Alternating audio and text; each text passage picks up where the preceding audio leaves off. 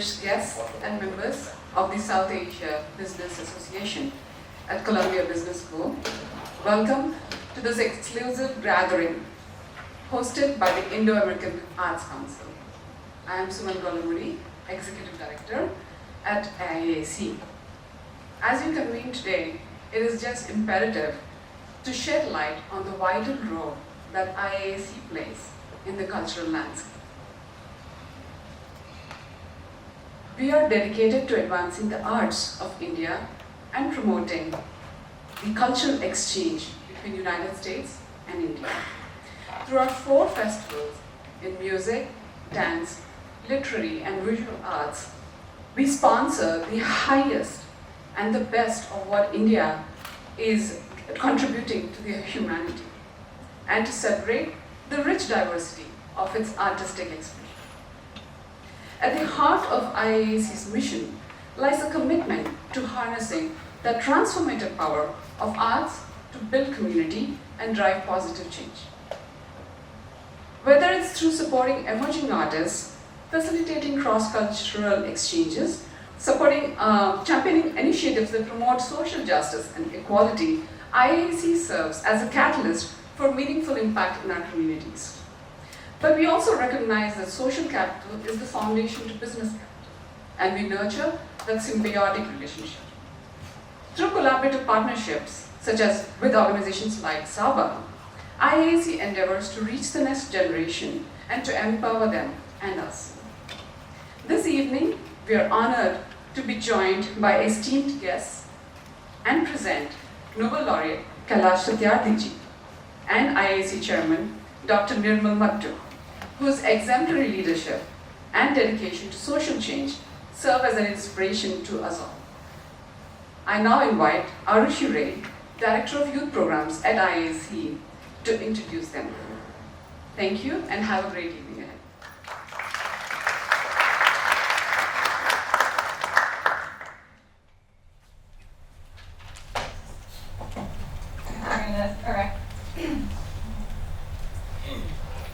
Okay, so thank you so much for everyone who came. There's so many familiar faces, so I'm just so grateful for everyone making the time to be here.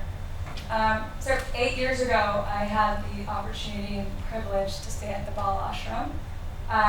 It's a rehab center established by our very own Nobel Laureate Kailash Satyarthi. There, I witnessed firsthand the sanctuary that was created for children rescued from the exploitations of slavery. From soccer games at dawn, to sitting in classrooms, to evening talent shows, I got to see these kids eat, sleep, play, learn, and in short, they were just learning to be kids again. That experience was transformative, and it revealed the profound impact of Mr. Satyarthi. He's celebrated globally for his fight against child labor and the advocacy for education. He's liberated over 90,000 children from exploitation and has developed successful models for their education and rehab.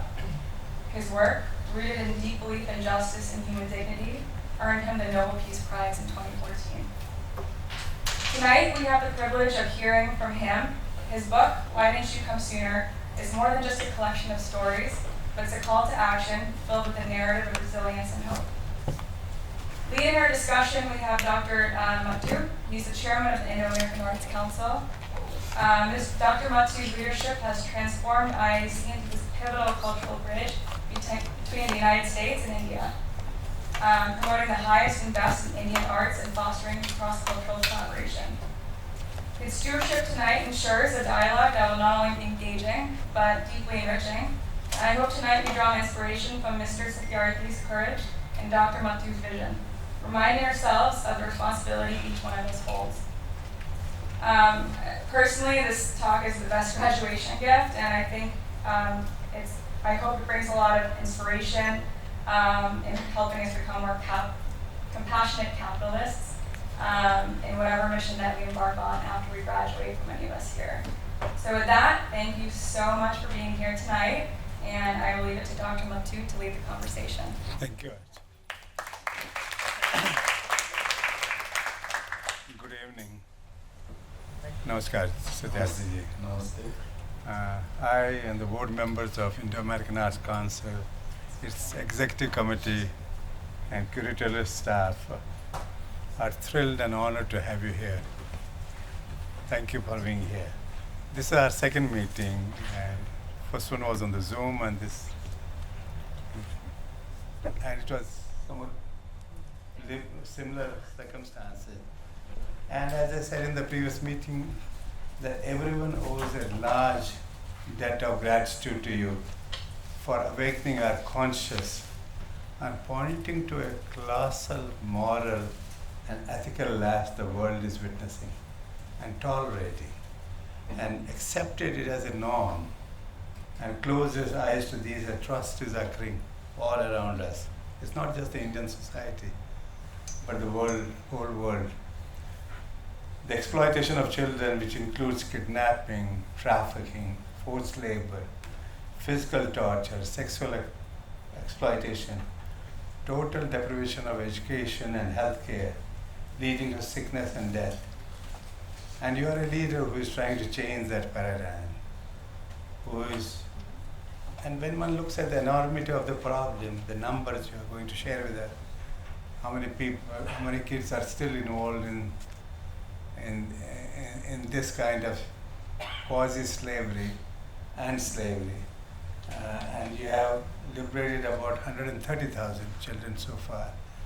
But anywhere from 4.5 million, 5 million to 50 to 60 million are the statistics of these kids involved in these kind of jobs. So it may look like a small thing very compared to the big problem we are facing. But for these 130,000 people, it is a huge thing for their families and for the community at large. Overall, maybe you can tell us a little bit about how big is the problem worldwide. Thank you, Mattooji, and thanks to IAAC. Whenever this question is asked,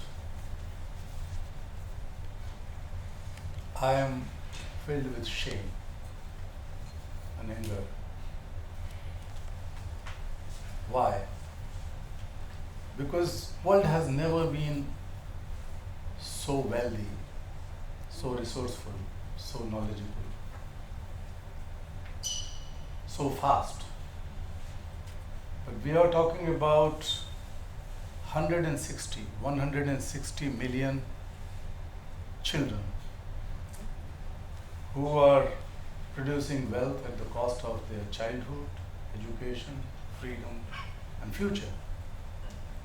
When I say 160 million, it's not a number. They are breathing hearts. They are living soul. They are sons and daughters of someone. And even then, today we are talking about this subject.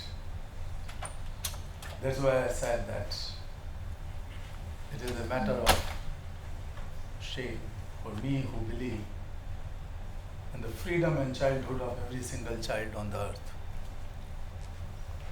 Not only this, 250 million children of school age, they are out of school. We have never had so many good laws and constitutional provisions. We did not have very clear agenda of action that we have in sustainable development goals. But despite all this, it is the harsh reality of today. You know, you have written stories about some of these young people. To read them was actually personally very painful for me. And the stories jarred me and literally traumatized me. I became a little emotional while I was reading them. And stories, it was looking as if the book is questioning me and asking me I grew up in Delhi and I've seen these young kids working in people's homes, in parks, in fields, in my medical school cafeteria. And we just saw them as they were having a job. We didn't realize the pain and trauma they were going through. Basically, we were oblivious to the humanity of the whole thing. They were there, they were servers, they would clean the place. And now, these stories are different, but there's a uniform commonality in these. Lack of education, poverty, and then existence of individuals and businesses willing to do anything illegal, immoral, unethical to make money, and politicians and society at large who closes their eyes towards this brutality. We call it a triangular paradigm of child labor, illiteracy, and poverty. You have seen hundreds of these kids, hundreds of thousands of these kids. And every story is painful, traumatic, deplorable, and I don't know what other words I can use. What made you choose 12 of them? 12 stories, even though there are references to other kids in each story, but these kids somehow stand out, and they were impacted a bigger change nationally and internationally. That was the reason. Well, each of these stories are true life stories.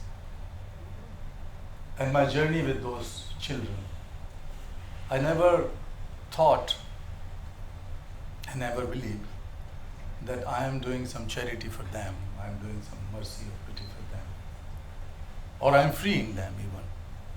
I personally freed dozens of thousands of children, as per say. But each time when a child is liberated, I feel that I am liberated from inside. When the mothers hug those children who lost all the hope that they can ever meet their children who were kidnapped years ago, and the tears roll down on their cheeks, or when a child understands that he is or she is free now, and the smile of freedom appears on the face of that child, for me, I could feel that this is the glimpse of God.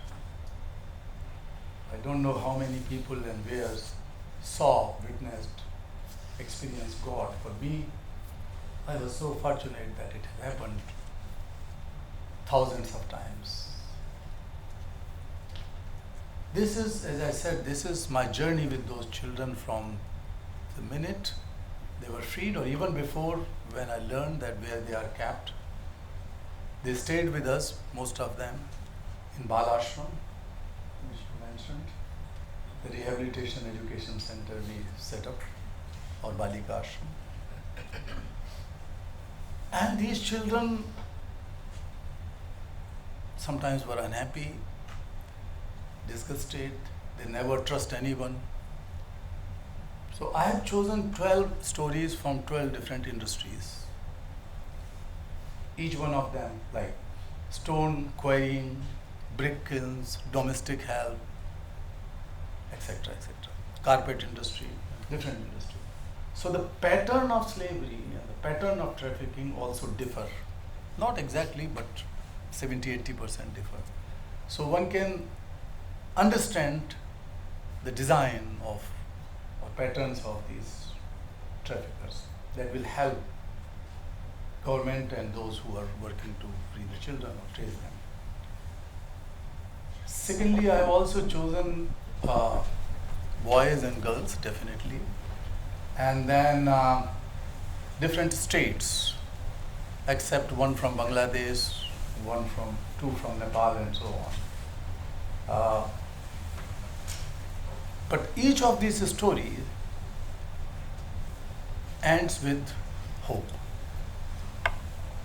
Each of these stories has something to say and something to question. If the story can question such a learned person like you, Mattuji, I'm blessed. I think that it means a lot for me and for others. So, like in one story, a I'm child. going to go through Okay. some of the stories. Sure. So that is the reason I have chosen that story. You know, historically, the colonialists and conquerors write very negative things about the conquered people to make them look they are worth conquering. But even Daniel Defoe wrote Robinson Crusoe. The man Friday was being roasted on spit. Beginning of the book, when 100 million Native Americans died here, when Europeans came here, but we read continuously Aztecs used to do human sacrifices. British kept on writing so many books about how these thugs used to sacrifice humans for Kali, goddess Kali. And you know, for most of us, we felt these stories, there was some kind of questionable bias.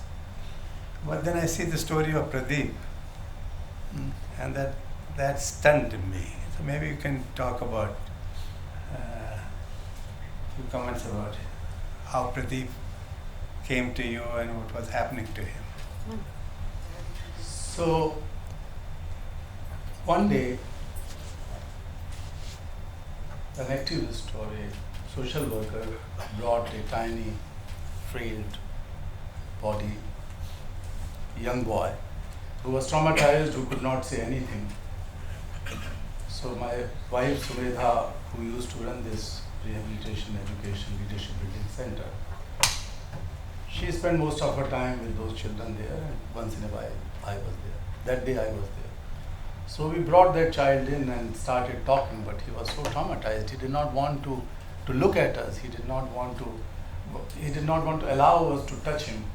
But he was having scars on his serious injury, and we saw that there was some bandage, but the blood was coming out of that bandage.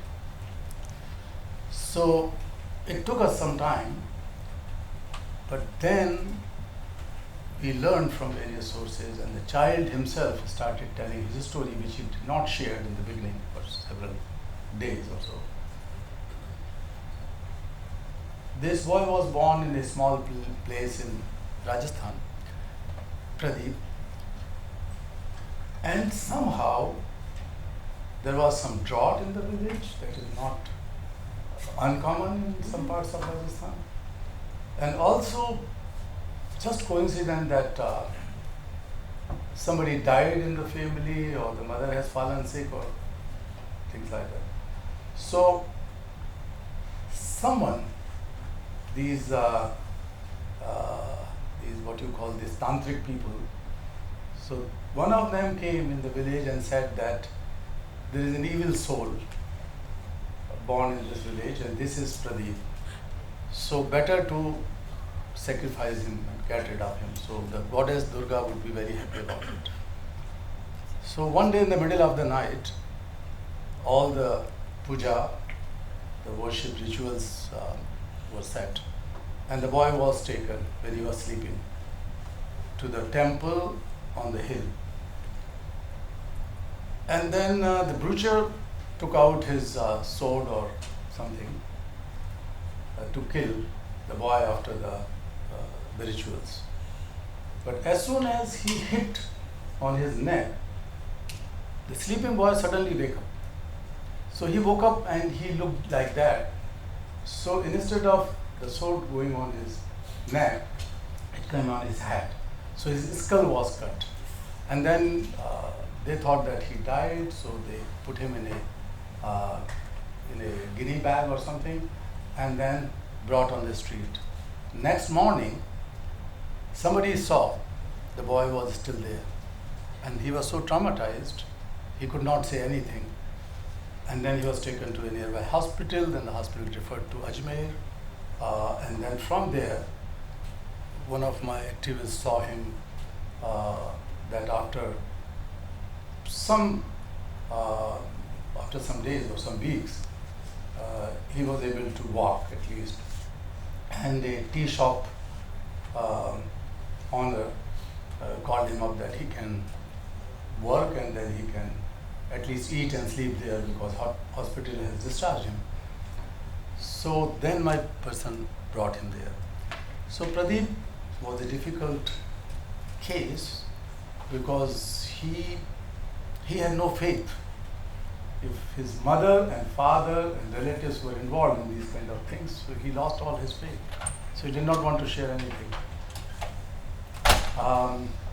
I could recall one incident that once I was very sick and I was having fever, not very sick, but I was having some high fever, and my wife and I were sitting along with the children on the roof when they were performing some cultural activity.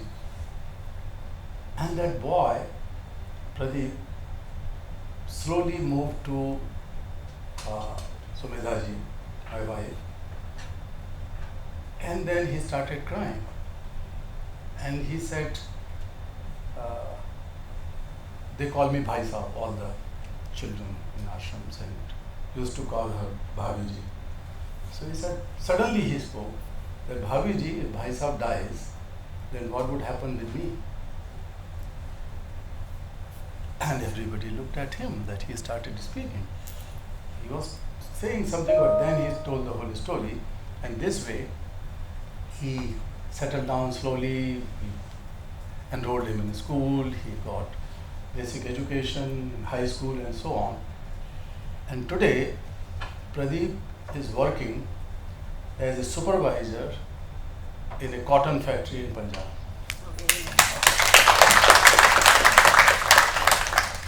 You know, Pradeep also received the international. I tell you, Satyarthi ji is not only Bhai Sahab, but he has to be a psychologist and he becomes a grandfather sometimes father.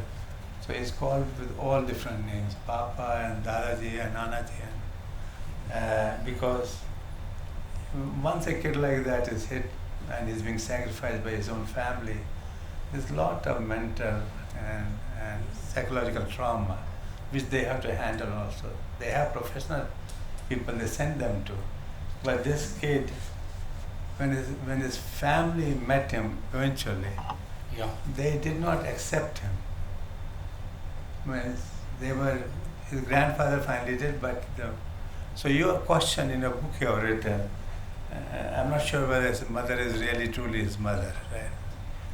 Yeah, but later on, we found that it was the real mother.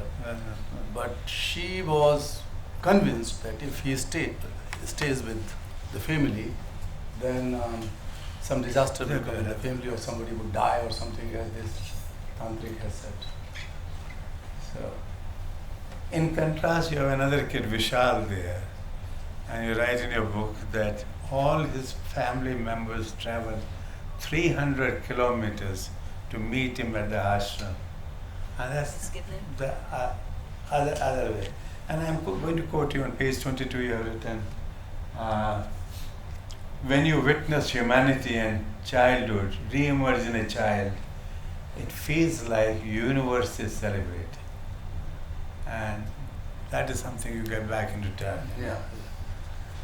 Now there is story of Deepak and son Aditya, because why I brought it was that the son Aditya, the grandmother was again trying to sell him, right? Yeah. Can you say something about it? How often do you meet this kind of people? So Deepak was kidnapped by some gangsters or someone when he was a child, so he had no idea about his whereabouts and his family. And then they were using him for pickpocketing or petty crimes and so on, and even peddling the drugs. So one day my activists found him because police caught Pradeep, and then somehow he was rescued from there and brought to our ashram. So when he came, actually, he tried to run away, and he had one question to everyone, to to my wife that why this lady is feeding us without taking any work or without sending us to bring some money, and she is so polite and so lovable, but this love and this politeness is all farce, because one day she is going to call a doctor and then take out our kidney and sell it out, kidney or liver. That was his trauma, which he shared with us. Many times, many children have convinced him, and slowly. So my wife always says that the best cure of such situation is to be compassionate with the children. Nothing is so powerful than being compassionate with those children. And I will talk about compassion later, but love and compassion, or compassionate love, is the cure of any problem, and this problem as well. I'm going to jump to And another. his son, Aditya, Yeah. very bright child, he stays with us in ashram. Photo उसमें है film में Yeah. वो जो तुम बच्चे को उठाया वही Aditya Right. So in the frame. So anyway, so that is. It's interesting. The boy falls in love with a girl and everything. And she's from Yeah. Nepal, and they have a child by name Aditya, and goes there. Yeah, from Assam. Assam. Yeah. And then they find out the grandmother is trying to sell the child. Well, no, here is no kidnapping. There is no. It is family. That is mind-boggling. So his wife's mother, Mother. she and some people in the village in Assam, they wanted to sell him. So Deepak ran away. He took and brought to our ashram. Actually, he was in such a difficult situation that he wanted to commit suicide. So all these children, thousands of children, consider Sumedha as mother, or sometimes me as brother, father, friend. And they can call any time in the middle of the night if they are in problem. They go, oh, Abhiji, Mataji, this is happening with us. My wife is fighting with me. My mother-in-law is fighting with me, and all kind of things. And the girls also keep on saying that.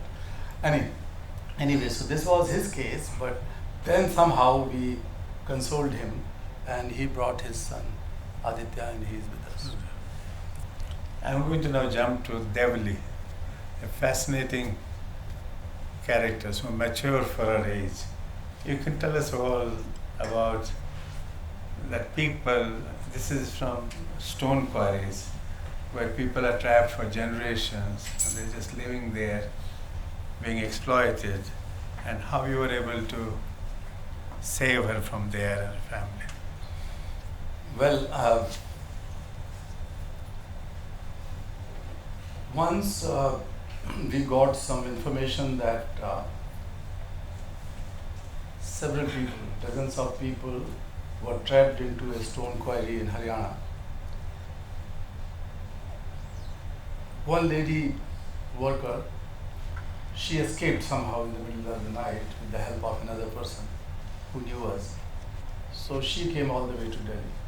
So we decided to go. We did some homework, some recce. And we learned that this quarry is run illegally, and it belongs to a very powerful, influential politician. He's a parliament member. So it was impossible to take any legal action. That was very, very hard. So me and my colleagues went to the district magistrate and the police, and they said, no, don't do it. We cannot go there, you cannot go there. So they were not willing to help, and they said, no illegal mining, nothing, no child labor, no slavery. So we were determined. So we decided that we are going to rescue these people. And we spent a couple of nights and days pretending ourselves that we are a marriage party. So we have rented 2 cars, and we have put the banner of marriage party. And one of our activists pretended to be the groom, and we stayed in a small place. And in the night, we used to go to see what is the best time when we can go and do this rescue operation. So we found that it is around 5 o'clock, 4 to 6 o'clock. depends on the weather. This chokidar, the watchman carrying the gun, used to go to freshen up in the morning. So there is a window of 1 hour or 1.5 hours sometimes. So we have chosen that window. So that night we were sitting on the roadside dhaba, the tea shop, somehow. And in the early morning we went to rescue. And in rescue operation I drive myself. I trust my driving. Because the drivers can run away, they could be bribed, they could be threatened. It happens in the past, and we were attacked, badly attacked and hospitalized, some of us, because of this silly mistake in the past. So we went there, we took a truck because there were several dozen people, about 50 people. So we asked everyone to get into the truck, and some boys and girls were sitting with me in my car, big car. And I was driving. So these children were traumatized because all of them were born and grew up there. Not only them, their parents were born and grew up there. So their grandparents were lured away from Rajasthan to work in Haryana. So I wanted to ease those boys and girls somehow. So something came to my mind because I had done it dozens, hundreds of times in the past. So we had some leftover bananas in the night because we were eating banana and drinking tea for the whole day and night. So some bananas were left. So I asked the children sitting in the back seat that please pass on those bananas. And they looked here and there and asked to each other, what is he talking about? I said, this greenish, yellowish bunch of banana, the fruit. No, Please pass on this. This is something mind-boggling. This episode. Yeah. I have written it here that just pay attention to what he is saying. So This. yeah. So this is, thank you. Thank you. So he had never seen, these boys have not seen bananas before. So they passed it on to the front seat. And the girl sitting just adjoining me, because that car was having not 2 separate seats, but a long 3-person seats in the front and 3-person seat, old kind of car. So the boy said that, what is this? The girl picked up a banana and asked to everyone that what kind of onion is it? Another boy and girl asked, no, it does not look like potato. Neither onion nor potato. They have not experienced or seen any other thing than the potato and banana in their lives since they were born. So I insisted that this is fruit, this is sweet. Eat, please. And I was running very fast because we could have been attacked from the back and anything could happen. Our lives were in danger. So then I noticed that some of those children were trying to eat the banana without peeling and throwing it in the car. And some of them was just carrying in the hands because they did not want to make dirty. And when I saw them, I was in tears because first of all, how stupid was I that I have not asked them how to eat banana. But what I have written, Tuzi was referring to, this eating the banana without peeling and properly eating after peeling. This is such a 10-second job.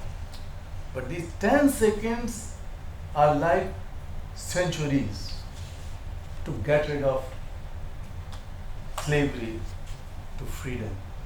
Just this small thing. So I taught them how to eat banana a little bit. But I was driving very fast. And then suddenly I felt a very strong hand of this tiny girl because she was breaking stones. So her hand was strong. But she looked tiny. And she put And simple question she asked. क्यों रे तू पहले क्यों नहीं आयो? Oh man, why didn't you come sooner? Why didn't you come early? That was the question, and this is the title of this book. But when she was asking this question, it was not because of the taste of banana. She did not eat banana either because she has never tasted any sweet thing in her life. But why she asked this question? Because she has witnessed that when her mother was being raped and her father tried to save his wife, he was poked with cigarettes. And he saw the death of her younger brother without any medication. They had no idea about medication. And this was the first time I could feel that this 80-year-old Devli somehow resumed the faith in humanity, perhaps faith in the God, perhaps faith in truth. And I was looking at the God and thanking him that, thank God that he has chosen me, that a girl, her childhood has come back and her faith in the humanity has come back through me. That's why she was asking this, why didn't you come sooner? But dear friends, this was not a question for me. This was question, silent question of invisible 160 million children on the earth, child laborers. Why didn't you come sooner? What stops us? This was the question for everyone. So this girl was brought and we have educated her a little bit in our ashram. When she went back in her village where the whole family, all families were rehabilitated in Rajasthan, in Jodhpur, she decided on her own that whatever she has learned in our ashram, she is going to give back to the society. She was determined with that conviction that every child has to be in a school. So she collected some children who were freed similarly and other children in her neighborhood, but there was no school. So she had somehow found a boy, 10th grade pass or whatever, I don't know, 11th grade, and requested, Bhaiya ji, brother, can you please help? All of us wanted to study and I will help you and we'll work together. And then a school was started under a tree in our village. And later on we learned and somehow we requested friends and other people to support to make a smaller shed, and then we have asked government to take over that school. That girl, Devli, was chosen by my organization to challenge the whole world in the United Nations General Assembly. We have an event because it was the time when the world was reviewing, the international community, UN was reviewing the Millennium Development Goals. It was a story at that time. So goal on education, goal number 2 on education. So there was a high level discussion. Then Prime Minister of United Kingdom, Gordon Brown was there, Kevin Rudd from Australia was there, then several presidents and prime ministers were there attending the event. And Devli was asked to step up on the dais and she told her story. And she said that I am not talking about my pain and miseries. What I am talking about, the conviction of an Indian girl. She said an Indian tribal girl who was born in slavery but determined that no child will be left out and left behind. And she said that if I can make sure that no child is left out and every child, all children of the village will be studying in school, and I opened a school, the question was to the world leaders, what about you? Why can't you make sure that every single child is in schools, not in workplace, not in mines? I tell you that half of the leaders were in tears. It is not a simple joke. This brings the soul of India that I'm proud of. Not that girl, she was representing soul that whatever problems we have, hundreds of problems, but India is the mother of a billion solutions. That girl has brought this message before the world. And I tell you, Mattuji, you have read it already, within few minutes, the world leaders have committed $450 million for the children's education. Through UNESCO, through UNICEF, not through us. I've never touched $1 million in my life. But that money has been given to the governments, especially in Africa, some in Latin America. This was the single largest amount mobilized for education. It was because of this girl Devli, and that's why the title of the book is Why Didn't You Come Sooner? Actually, I'm quoting you. I'm sure what she said, right, Nish? I'm sure all you dignitaries together can totally eradicate child labor from the world. Why can't you all make arrangements for the education of all children? And there was a hushed silence you have written and followed by $400 million in grants, which still is nothing actually for this world, for the rich community. And just as short, because they're showing with the time, I have kept it also. A story of Ashraf and role of Justice Malamat. You write in that part, it's a feudal mindset which allows educated professionals and influential people to enslave children from poor, helpless families for their comfort.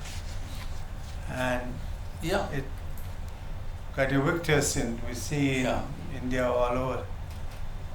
Ashraf was 6 or 7 years old when he was taken to work to clean the utensils or just do some basic washing or cleaning rooms. Had a place where his master was an IAS officer in India and his wife was a teacher. One day he was sick, Ashraf was sick, and he could not finish the household chores. So when these people, they used to go to work and lock down the gate from outside. And they have one child, one toddler. And Ashraf was asked to give him some milk. The boy was, as you know, the rich people's boy, they don't like milk. And they say, no, we don't like milk. And mother was insisting. So Ashraf was trying to feed him. So he drank all the milk, but a few spoons milk was left over in the glass or pot. And then these people finished the namaz. They used to do namaz, they were Muslim people, and Ashraf was also Muslim. So when they saw that this boy has stolen something and drank that milk, they were so angry, they said, we are going to punish you like that. And they burned him, his body with iron, red iron, and the things which are used in the kitchen. So he was burned like that, his body. So he was almost died, and they threw him away. So some neighbor called his mother, and mother knew some local journalists called me, and Subeda, me and my daughter. All of us went there, and then we took him to hospital. Hospital did not allow, as usual. They said police did not agree because Ashraf was not able to tell what has happened to him and what has happened, who has done it. So finally, to cut it short, we managed all kind of treatment to him in our limited capacity, the best treatment. And then we took him to the house of the president, the chairman of the National Human Rights Commission, who happened to be the former Chief Justice of India, Justice Nirmal Mattoo. I knew him before. So I wanted to call an urgent hearing. It was Sunday though, but Mr. Mishra was kind enough and he called other colleagues of him, and a special hearing was set up, and then it was ordered that the action would be taken, and so on. So that was Ashraf, and then Ashraf's case has again changed the Indian law. In India, domestic child labor was not illegal till then. When this story was exposed and we fought it, and the National Human Rights Commission followed it up properly, then the Supreme Court has to pass an order, then the government of India has made changes, and finally domestic child labor, domestic help of children was outlawed. It has become a crime in India, and that has helped millions of children, thousands and hundreds of thousands of children. So these stories end up with something very concrete, which is not possible in any typical charity kind of work. We took it to every single stage where we wanted to change the whole law or system or policy with these stories, and that is the reason that these 12 stories were chosen.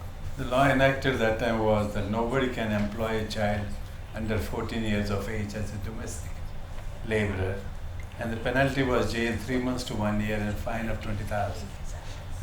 And Ashraf traveled to Geneva and USA and Geneva for IAAC. Oh yeah, many of these children Yeah. traveled across the world, and they have You see. awakened the conscience of the people with their positive stories, the stories of hope, the stories of their determination and long struggle. I have never believed that these pathetic situation and these miseries and exploitation should be the driving force. Of course, that was the reality, harsh reality, not only in my country but all across the world. We have worked with children here who were working in tobacco in the United States of America, and USA is the only country that has not ratified UN Convention on the Rights of the Child. So, so this is not singular about India. I have been working across 140 countries, to be precise, 144 countries, and since I lived years and years, and I not only watched, observed these children, but I lived with those feelings. That's why I have chosen these stories of 12 children. Another interesting story, and we have to do it a little fast because I want to give audience to have time to ask you some questions. Kalu Kumar's story. It fascinates me. Born in that Musahar community, it's in carpet weaving industry. His story of being kidnapped and eventual liberation through your daring efforts, you can talk about it. And this, they put their life on order. Kailash Satyarthi ji and his son were admitted after this episode in critical condition to ICU, and I've seen some pictures of that. Stop it. And Kalu, so we won't go into that because it's a very similar story. But he accompanied you for launch of Kerry Kennedy's book to America, Speak Truth to Power. It is a story, there are 50 stories, 50 individuals that have been written up in this book who have led the struggle for human rights. And one of the chapters is about Kalu. And the interesting thing is the encounter between Kalu Kumar and President Clinton. Yes. So Kalu's saga was more or less same or even worse. But he was such a bright boy, very compassionate, very helping for everyone in the ashram. So the ashram people chose him to join with me in the launch of Kerry Kennedy's book, which was referred to. And the book was launched by President Clinton. So all the characters, all the, not all, maybe 60, 80% of 50, so maybe about 40, were invited by President Clinton. And we were meeting and talking to him in the group as well as one by one. But as soon as President entered in the room, he saw that there was a boy smiling. His face was big and black, but his teeth were white, shining teeth. And he looked at President with his shining teeth. So President went close to him first, and then Muhammad Yunus, and then President Ramos Horta, all the Nobel laureates and so on. And then he shook hand and asked about him, and I introduced him. I was translating, interpreting. So Kalu introduced him, and then President shook hand with me, and then moving forward, but Kalu stopped. Kalu in his conversation asked that, President, may I ask a question that you are the most powerful person on the earth, being the President of United States. So I asked, what are you doing for 250 million children like me in the world? So President looked here and there and he smiled, and he thought that this boy was taught to ask this question. But Kalu was Kalu. Kalu has gone through such a situation, and he was so smart. So President said that yes, my administration does a lot of activities for children, and we are helping the United Nations agencies, etc. So there was some conversation. I put it brief, but then Kalu said that I know that in a few months' time, maybe in 6 months or so, Clinton's term was about to be over. So he said that I know that you will be retired soon. I think the president told him, I'll tell the next president to take care of these things. But he said, so then he said that whosoever comes, that the new administration, they will continue this thing, he said. So Kalu questioned that, is it necessary that only the president can work with children in freeing them and making sure they are educated? Even if you will not remain the president, tell what are you going to do? So, and he was talking face to face, arguing with president. And then when we were returning, I was watching in television at the airport. I think it was ABC or something. And I saw that photo that Clinton was meeting Kalu. And then President made an announcement and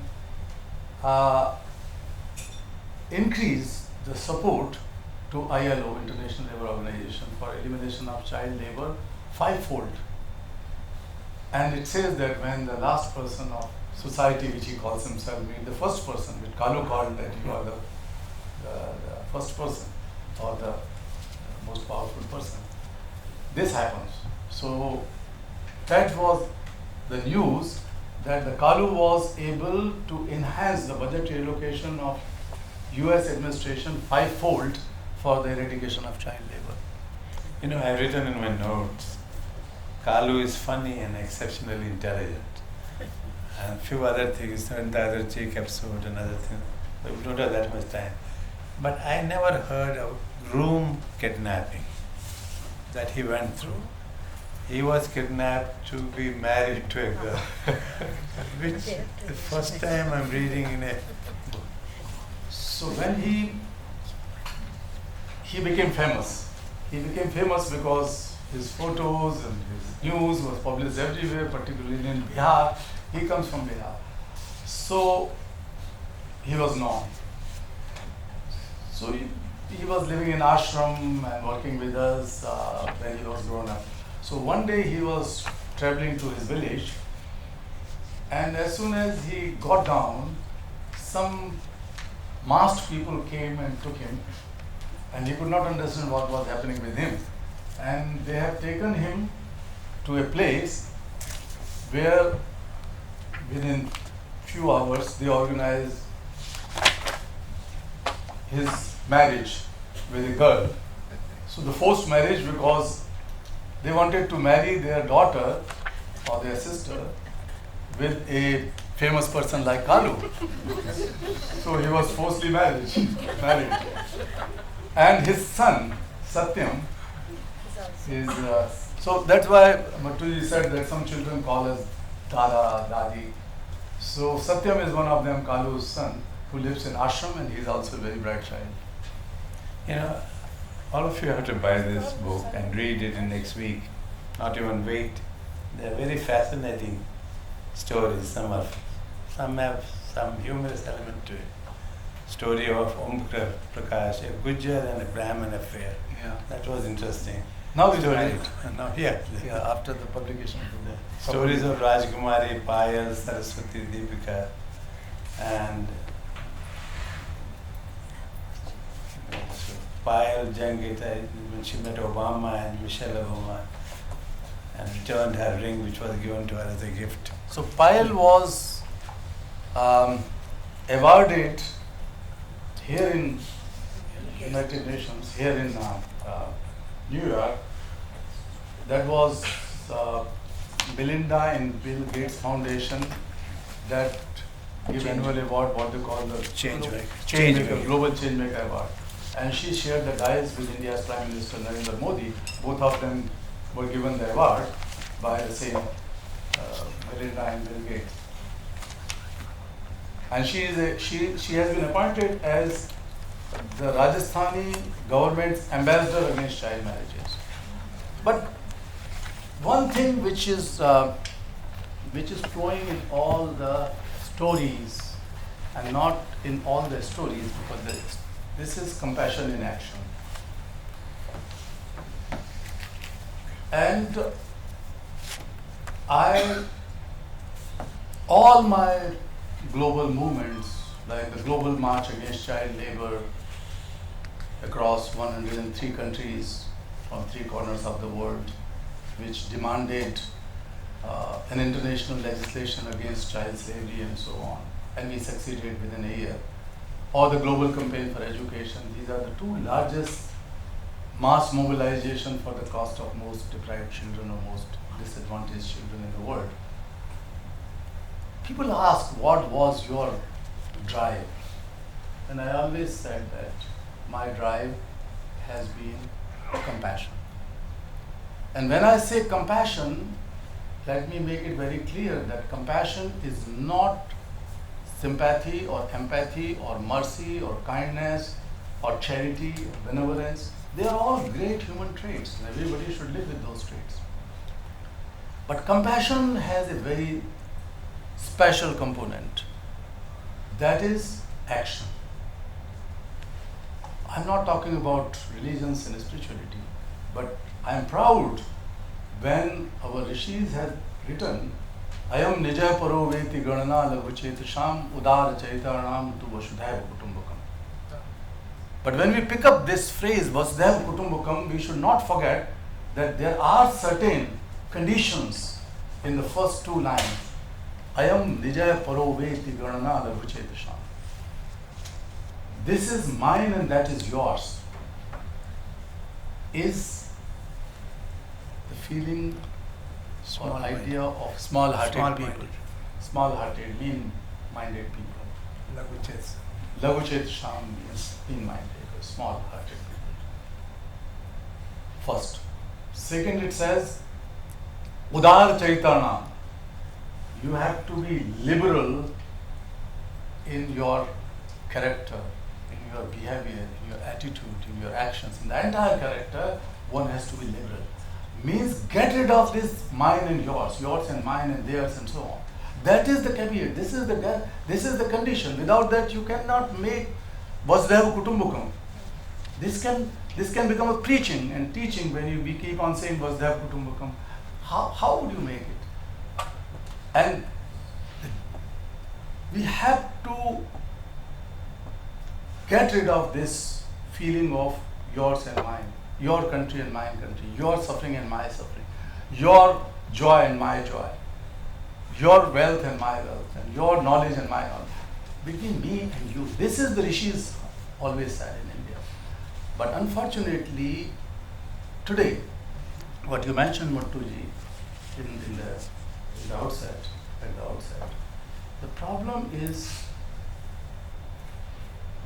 I will tell in different words, different phrases. What we are facing is the serious disconnect. Disconnect between the problem solvers and the people who are suffering any of these problems. There is no genuine connection. There is no honest connection. When we have honest connection, then we will feel the sufferings and problems of others as our own problem and take every possible effort to solve those problems. That is compassion. Without compassion, you cannot think of, you cannot make Vasudhaiva Kutumbakam. Until unless you feel others' problems as your own problem. That our rishis told in the mantra. But we say that there is a lack of political will, there is a lack of other issues globally. And that's why we are not able to end child slavery, child labor, and many other problems in the world. World has never been so broken and so divided as it is today. Here in this town, the Secretary General of United Nations said it profoundly, that world has never been so broken. So if we have to assemble these broken pieces, if we have to assemble, we have to connect the heart, we have to connect sufferings in such a way. So all religions in the world were born out of compassion. When Jesus or Abraham or Buddha or Mahavir or Guru Nanak Dev, Muhammad, when they felt that there is mass suffering around them and they stood up, not just preaching, but they did every possible thing, even made supreme sacrifices in solving the sufferings and problems of others. And all revolutions and all social transformation were born out of compassion. So compassion is not a tender emotion. It is not a soft approach. It has a very strong feeling that brings tremendous courage as a problem solver. A compassionate person is the true problem solver. And we have to create a culture of solving the problem instead of taking ready-made solutions and then imposing the solutions, thinking that this is the solution. And these solutions could be found. I have no hesitation to say everywhere, that India is the land of solutions, as I said. So let us dig out the solutions from our own. We say, Sangachatam samvadadham samvo manansi janatam. Let us walk together. Let us speak one tongue, one language. No one is left behind, no one is left out. We have to sit together, assemble together and create a knowledge which is the knowledge for all. Sanjananam upasate. Let us create knowledge. That knowledge can be beneficiary for everyone. That is compassion. And these problems, so I have launched a new campaign that is Satyarthi Movement for Global Compassion. Because India should emerge as the land of compassion movement in the world. And it is just with the grace of God, I am the only Indian-born Indian who was awarded or recognized for the Peace Prize. So I feel more morally responsible, morally accountable to my people. When we went back, Muttu Sahab, after the Nobel Prize, my wife and I and my children, and met the Prime Minister and then the President. So President Pranab Mukherjee was very emotional actually, greeting us, and then after a while he said that Kailash ji, not Kailash ji, Kailash ji, don't you know that there is no single Nobel medal on this earth? Forget about the Peace Prize, which is supposedly the highest, but the only prize was with Gurudev, Rabindranath Tagore, and that was stolen from the university. And then Pranavda told that he has gone all the way to take a replica from Denmark. So when we were coming back from there, my family decided that this award, this recognition does not belong to an ordinary person like me. Nobody knows who was Kailash Satyarthi before this was announced. And even the Google was hacked for few seconds, and that was told by Eric and Laurie Pace, who were the founders of Google, one day, that Kailash has never happened in the past, that millions of people, Indians, and millions of people from world over was trying to figure out who is Kailash Satyarthi. I come from a very humble family. My father was a police constable who passed away when I was young. And my mother had to sell out her ornaments and everything for my higher education, and I did my engineering and then specialization in high voltage transformer design and so on. So I understand the power of compassion, the power of compassion. And that's why we have launched this movement. But then both of us, Sumedha, me and my children, we decided that we are going to give it away to my nation, to my countrymen, women, this Nobel Prize. So when we came back after receiving the prize from Norway, I have written a letter to President, and President said that nobody in the history has donated or given away the prize to the people of his or her country in the history. Forget about the Peace Prize, any prize. But I said that I am not a saint, I am not a politician, I am not someone who has big expectation or desires in my life, so let me do it. Then the president had to change the protocols. It never happened, so India has to make new protocol where we went and handed over it to the President of India, and I cited Kabir Das ji's couplet. मेरा मुझ में कुछ नहीं जो कुछ है सब तोर, and तेरा तुझको सौंपते क्या लालच है मोर. President was so moved. He was holding and he was shivering actually. This was unimaginable moment for him and for everyone. But I was smiling, and that Nobel Prize now kept in the President Museum, and that does not belong to me. So if somebody is thinking that I am a Nobel Laureate, you are wrong. The Nobel Prize is not lying with me or my family, and it is in the... So now, dear friends, I would invite you to dare to imagine a world which is compassionate world. Compassion is innate in each one of us, but we have shrunk it, and we have kept in a small circle of the king's husband, wife. Very difficult. But son and father, son and mother, daughter and father, daughter and mother. So the biological siblings and biological children, that remains confined. But I always say that God can never be so meager that he or she has sent us with a handful of compassion, drops of compassion. He has sent us with the ocean of compassion. We are all born with that ocean of compassion. Unfortunately, we forgot. Sometimes we forget our purpose of life. Sometimes we forget that how wealthy we are from inside with all the divine qualities every human being. You need not to make a big noise to be a big person. You can keep on doing silently and you can change the world. So, we are launching a new thing, that is compassion quotient. We know about IQ for 100 years or so, the intelligence quotient.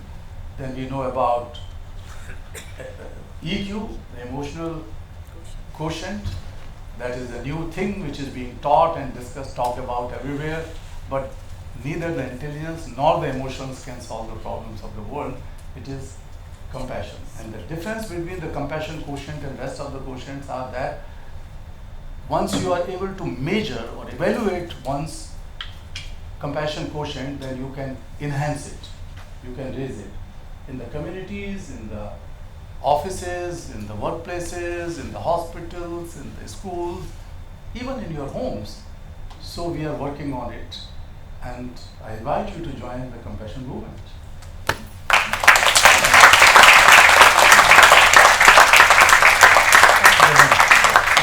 I have a whole bunch of things here, but I guess there are time constraints, so we cannot. It's a fascinating discussion. Yes. So, Thank you, Kailash ji. That was inspiring and extremely, it filled us with hope, and I hope we can all walk away by turning on some of our compassion. Nirmal ji, thank you for that. And I'm going to open the floor for questions. If the mic can't get to you, would you mind speaking loudly in the interest of time? But we have a gentleman here. Hi, sir. So my name is Sumit. I'm a PhD student here at Columbia. I study education and education policy. I'm from Bihar. So I hope I don't end up like Kalu when I go to Bihar. Don't go back home, otherwise you'll be kidnapped and married one day, Yes. and you will go back with your bride. My दुल्हन को साथ लेके जाना पड़ेगा. Yes. My question is that, so in 2013 I was visiting Ahmedabad and I was visiting this family of rag pickers, and I was talking to the mother of the rag picker whose children were picking up the rags, and I was asking, so the mother had 9 children, and I asked the mother, considering my interest in education, I asked why the schools are free, why are you not sending your children to the schools, why do you have, why are you not? And they said the reason they have more and more children because they bring income to home. And that's why they have more children. If they go to school, why would they bring the income to home? Yeah. So my question is, how do we change the mindset of these families, these mothers? Because what happens to them, and after going and rescuing them, I think, is there a way we could work on the mindset of these families and these? So in India, education is a constitutional right, fundamental right, which was not in the constitution when it was adopted in 1950. It was in the state policy. Now it is constitutional power. If you come from Bihar, you might know that me and my colleagues have organized long marches from Kanyakumari to Kashmir to Delhi with this demand that India should change its constitution and make fundamental right. That was very tough and people were making mockery, but we succeeded. 163 parliament members from all political parties joined on the way, and millions of people altogether. And that has built a momentum. So that is one. If these 9 children are not in school, then their children would be rag pickers, bonded laborers, child prostitutes, child beggars, and so on. So one has to stop it now. Education is, now we have law, right to education. So right to education is free and compulsory education. So it is the responsibility of the institutions, like child welfare committees are set up under the law, Juvenile Justice Act. So these children should be taken to special care centers if the mother or the parents are unable to do it. So it is not the mother's responsibility, it is the responsibility of the entire nation. Because the law is there, the provisions are there, the institutions are there. So we cannot simply say that the mother is illiterate. So the children will remain illiterate and it will go on. So we have to make use of those schemes. India is not the old India. We are changed country, changed nation.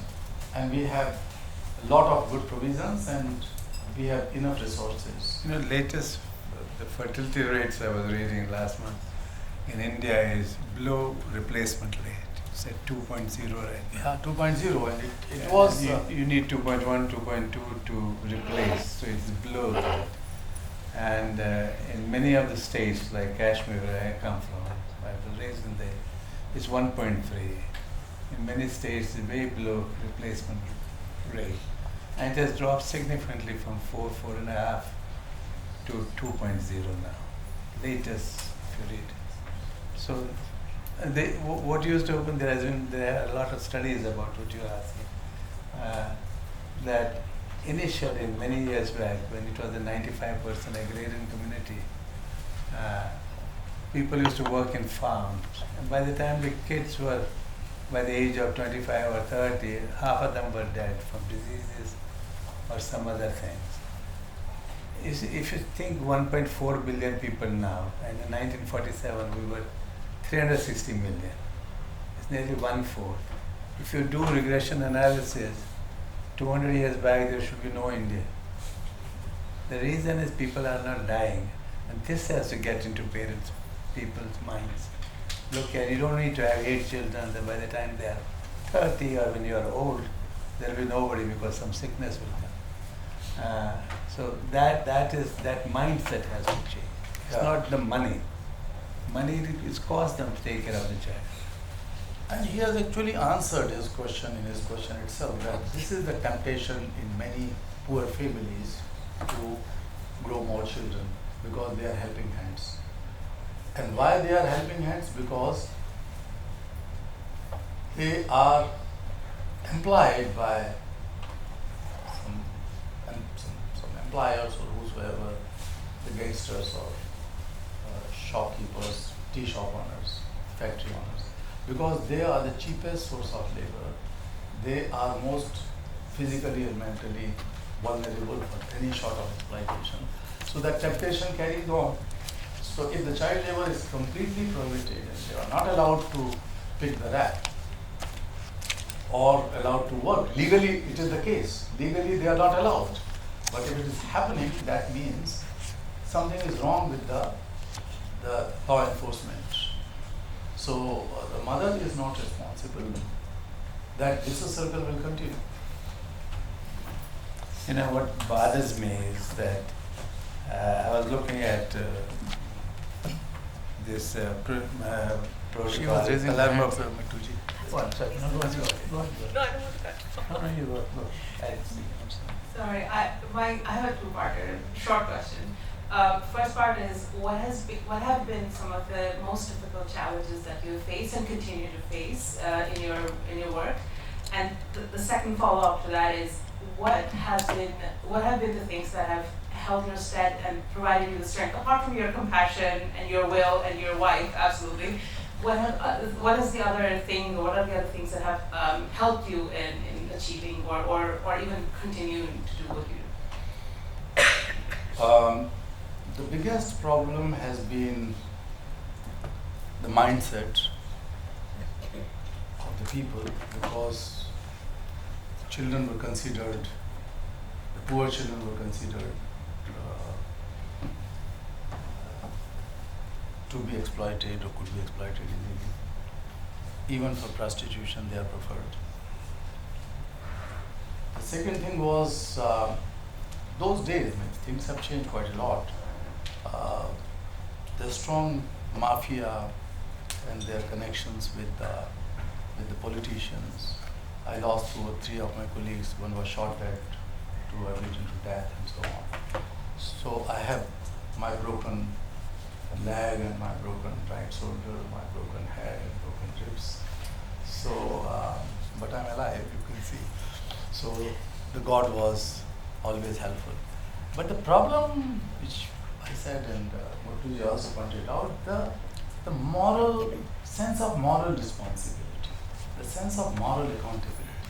And that moral responsibility and moral accountability cannot come without you feel connection with others, even with your own husband, with your own wife, with your own sisters and brothers, with your own neighbors. That connection is fake. Every minute, every day, it is becoming more fake and artificial, I am sorry to say. We learn how to become more artificial. Smile when we don't want to smile with someone. We have a lot of grudge and hate, but we smile.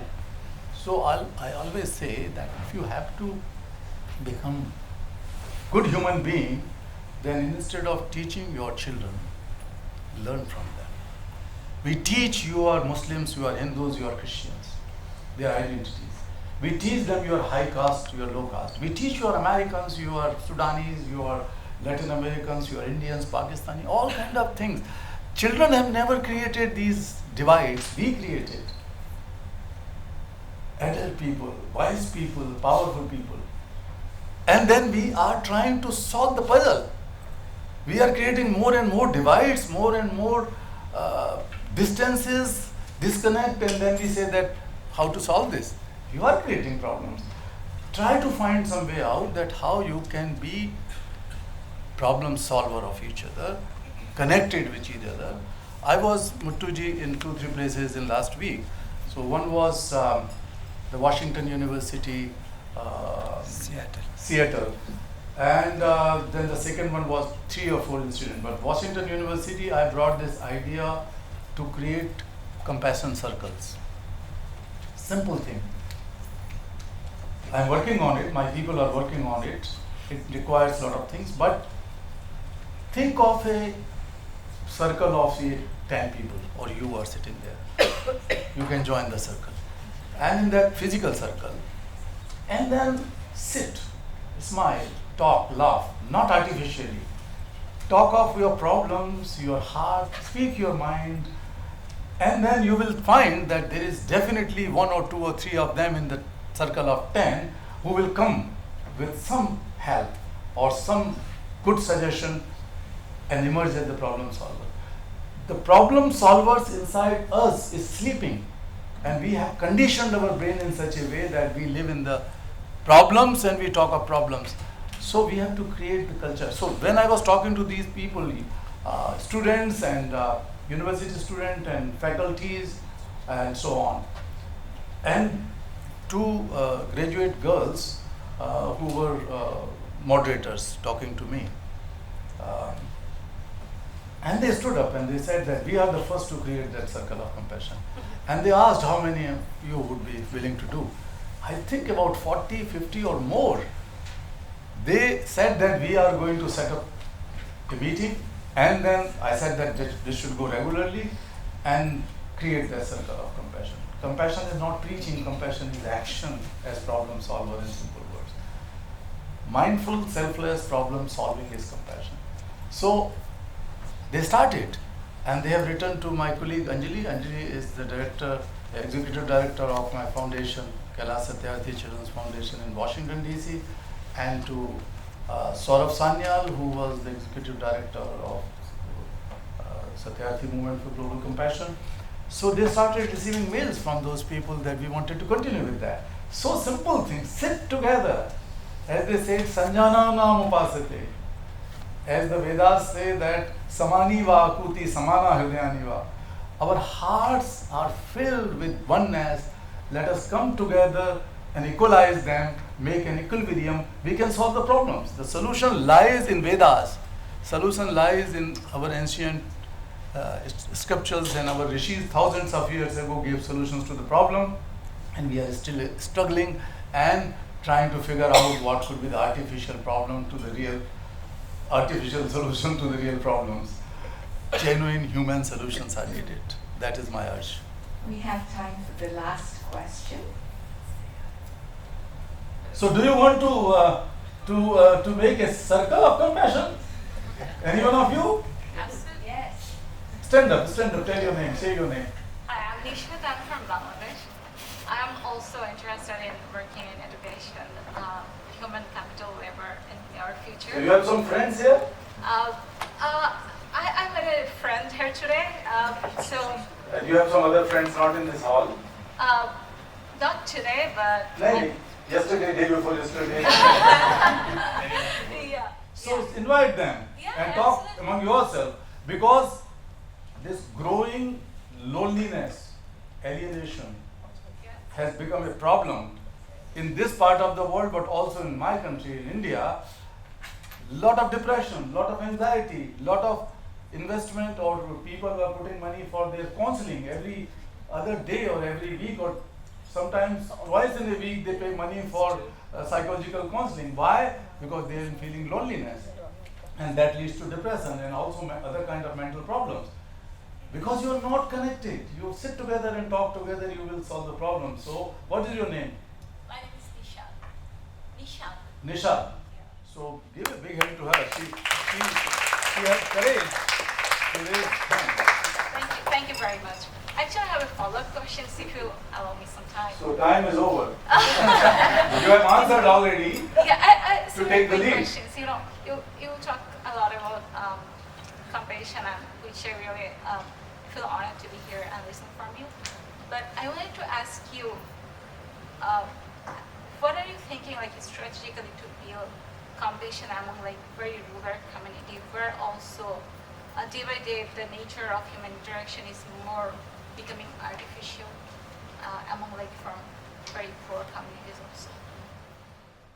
Yes, I have been working in Bangladesh for many years, and I have a very strong coalition which we have created, what we call the Shishu Adhikar Forum Bangladesh, and also Campe Bangladesh, where I was also partnering with my dear sister Rashida, I call Rashida Chaudhary.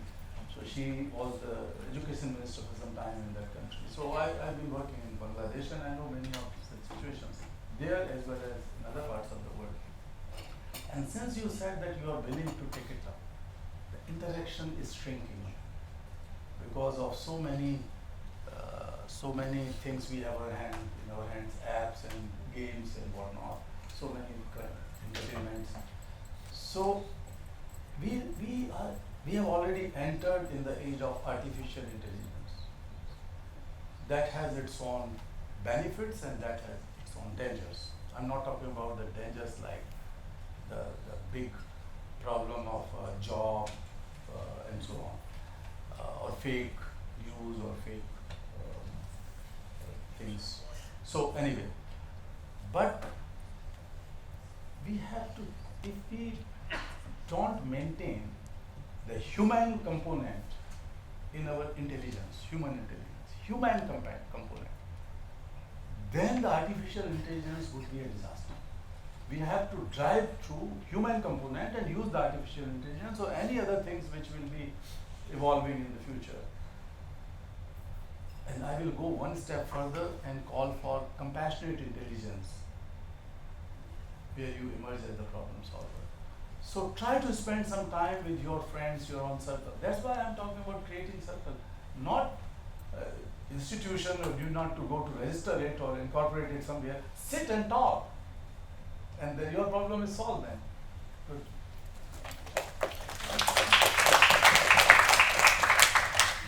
Well, thank you so much. I definitely don't have the hardest job, but it feels like I do because I am between you, book signing, meeting our speaker, and perhaps you and dinner or drinks. But please bear with me for a moment. First of all, I am sure lots of us have had many thoughts, many emotions, sad, happy, and I think I leave here very optimistic given the conversation and really thinking about how we can all be more compassionate in everything that we do every day and everything that we do. The other thing I'll say is you are so fabulous that we are secretly hoping you will come back to our literary festival as well. So we'll put a little nod in there for you to come back with us. Please be compassionate and join us. I'm up here for a reason, I think. Anyway, also want to say, the I think you are in the wrong place. One of the top business tycoons should hire you. And from your words to their ears. The thing with such a fabulous conversation, obviously with you as a speaker and with you as a moderator, and the great questions and dialogue from the audience, and I will expect no less from a room full of Columbia students. I will come back to my bias shortly on why I say that. So my name is Jyoti Menon. I'm on the IAAC board, recently joined. It's been fabulous to be part of this board and really see what we can do to bring Indian culture here, have these kinds of dialogues, and really, bring the community together of everyone. Here's the bias. I'm a Barnard College graduate and trustee. I am any Barnard people here? Usually there's food. Okay, no, thank you. I appreciate the I tried to travel with an entourage, but it did not work today. I also did my master's at SIPA here at Columbia. I like it, I like it. I am married to a Columbia engineer undergrad. I know there are engineers in here. And a Columbia Business School graduate. So I literally bleed blue. So when this was going to be held up here, I'm like, I'm in. Okay, back to more serious business. First of all, lots of people to thank. Dr. Nirmal Mattoo and Rakesh Kaul, of course, for all of your leadership for IAAC, bringing this together. The entire leadership of the IAAC board. Special thank you to where you were to go. Did you have to leave? Oh, there you are. Okay, good. So I'm not between you and a cocktail. And of course to Saba for all the great partnership. Thank you, whoever you are in the room. Appreciate that. To the IAAC team, what I will say, being on boards, nothing happens without the team that makes this happen. We get to stand up here and talk and tell you all these great things, but nothing happens without Suma, Priti, and Andy for all of your help. Okay. I'm almost done, I promise, to get to the exciting part. Even more exciting. So let's all channel our inner millennial, and I say this because there are books available for students. We are going to give them away as long as you sign up for Compassion in Action. So we're very excited to share that. Why do I say millennial? Perhaps you will amuse us with selfies for those who take books. And I like to pretend to be a millennial, so it works. Okay, so what else do I have to say here? The last thing I'll say is for those of you who are graduating, first of all, congratulations, you are months away. Second of all, I will be cheering from you from the steps of the library. As a trustee of Barnard, we get to be up there on stage to celebrate all of you and your great accomplishment. So thank you all for having us. Thank you. Thank you so much. Can I take a selfie with you? Let's do it. I'm in.